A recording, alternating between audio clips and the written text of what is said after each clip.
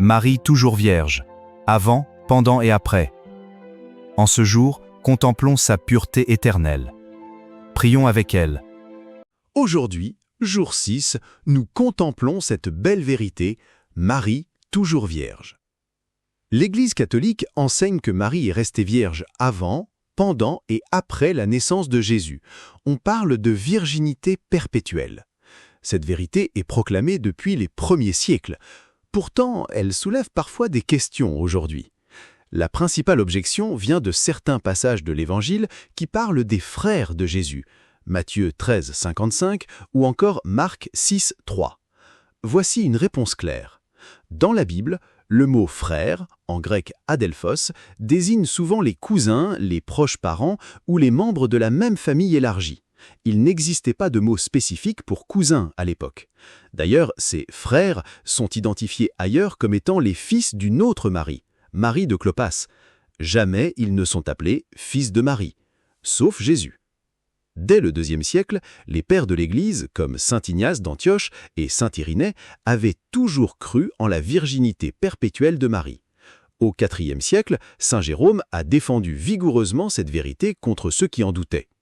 Au-delà de la question historique, ce qui compte surtout, c'est le sens profond. Marie a tout donné à Dieu sans partage. Son cœur, son corps et son âme étaient entièrement consacrés au Seigneur. Sa virginité est le signe de son amour total et exclusif pour Dieu. Marie toujours vierge nous invite donc à nous poser cette belle question. Qu'est-ce que je garde pour moi au lieu de le donner entièrement à Dieu ? Elle est le modèle de la pureté du cœur et de la consécration totale. Que nous soyons mariés, célibataires ou consacrés, elle nous aide à vivre une fidélité joyeuse à Jésus. Prions ensemble. Marie, toujours vierge, vous qui avez gardé votre cœur pur et tout donné à Dieu, aidez-nous à vivre dans la pureté du corps, du cœur et de l'esprit. Gardez-nous fidèles à Jésus en toutes choses. Récitez plusieurs fois « Marie toujours vierge, priez pour nous ». Faites un petit effort concret de pureté aujourd'hui, dans les pensées, les paroles ou les regards. Partage en commentaire comment Marie t'inspire-t-elle dans ta vie de pureté ou de fidélité.